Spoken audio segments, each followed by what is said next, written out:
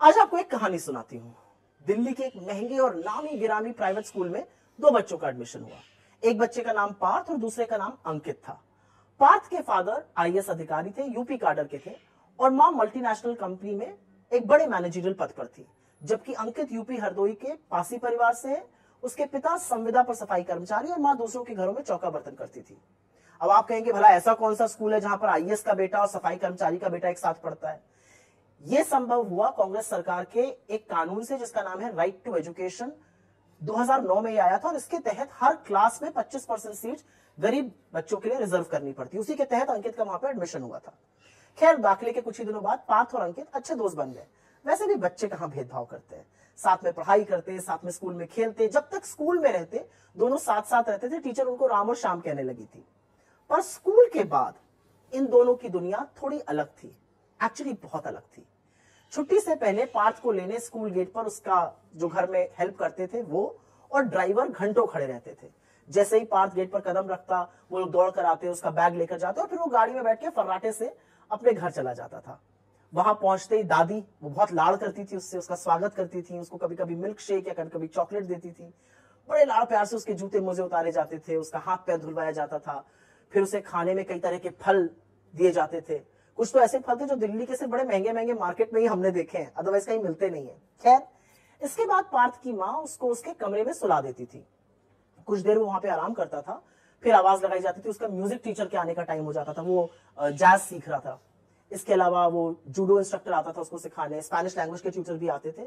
काफी सारी चीजों का शौक था और माँ बाप को शौक पूरा कर रहे थे। खैर, पार्थ के नाश्ते का, खाने का, फिल्म देखने का, खेलने का, सोने का, हर चीज का टाइम तय था, जैसा आजकल हो रहा है। पार्थ के पिता जब शाम को ऑफिस से लौटते थे तो चाहे कितने भी थके हो, उससे पूछते थे आज स्कूल में क्या पढ़ाया गया। पार्थ के पास बैठकर उसे वो दोबारा पढ़ाते थे, उसके हर कंफ्यूजन को गंभीरता से लेते थे, दूर करते थे, होमवर्क पूरा कराते थे। रिस्पॉन्सिबल फादर थे। और अगर अभी कभी कभी पापा होमवर्क ना करा पाते तो पार्थ की मम्मी सुबह उसका होमवर्क पूरा करवा कर ही उसको स्कूल भेजती थी। और अगर मम्मी बिजी है और अवेलेबल नहीं है तो दादी उसके स्कूल के काम में उसकी मदद करती थी। उनका एक्चुअली पार्थ से बेहद लगाव था। वो हमेशा उससे कहती थी कि पार्थ, तुम्हें तो अपने पापा से भी बड़ा अफसर बनना है। पार्थ का टीवी वगैरह भी काफी मॉनिटर था।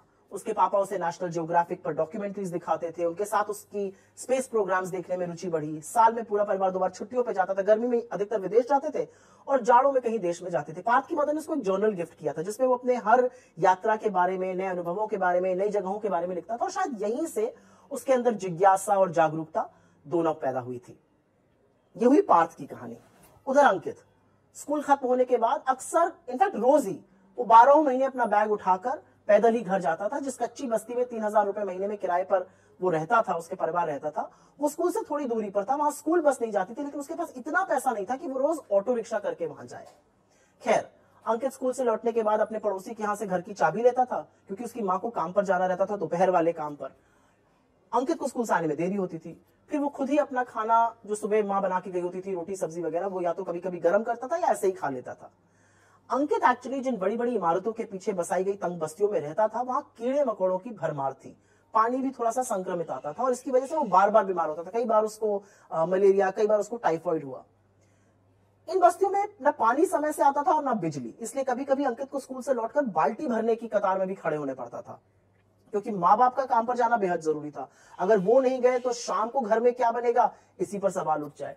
खैर, एक और प्रॉब्लम थी। अगर स्कूल में पढ़ाई गई किसी चीज से अंकित दुविधा में रहता था, समझ में नहीं आती थी, तो वो चाहकर भी घर में किसी से मदद नहीं ले सकता था। ना माँ उतनी पढ़ी लिखी थी, ना फादर इतने शिक्षित थे, और ट्यूशन टीचर रखने के तो शायद उनके पास पैसे भी नहीं थे। जैसे तैसे वो खुद ही मेहनत करके पढ़ता था। कई बार अगर नहीं समझ में आता था तो होमवर्क अगले दिन सुबह अपने दोस्तों से स्कूल में ही पूछ के पूरा करता था। अंकित के एक बूढ़े दादा दादी थे, उसको प्यार बहुत करते थे, लेकिन वो गांव में रहते थे।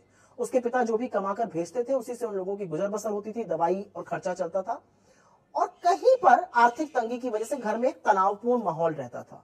कभी कभी दिक्कतों से जूझते हुए, 24 घंटे काम करते हुए माता पिता का झगड़ा भी होता था घर पे, और इससे अंकित कभी कभी दुखी और परेशान होता था। खैर, मेहनत करता था वो।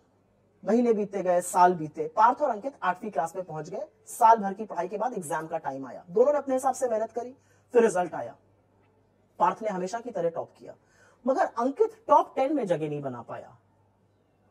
आपके मन में भी वही सवाल आ रहा है कि पार्थ और अंकित एक ही स्कूल में पढ़े, एक साथ पढ़े, एक ही टीचर ने पढ़ाया, फिर रिजल्ट में अंतर क्यों है?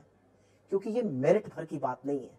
असल में पार्थ और अंकित की दुनिया बिल्कुल जुदा है, बिल्कुल अलग है।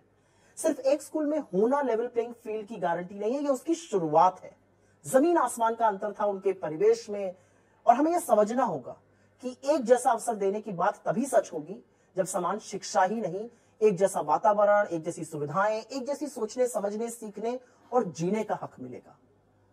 हमें पार्थ और अंकित के बीच की जो असमानता की खाई है उसको पाटना होगा, और फिर देखिएगा कि अंकित की आने वाली पीढ़ी पार्थ जैसा जीवन, इनफैक्ट उससे भी बेहतर जीवन कैसे जीकर दिखाती है।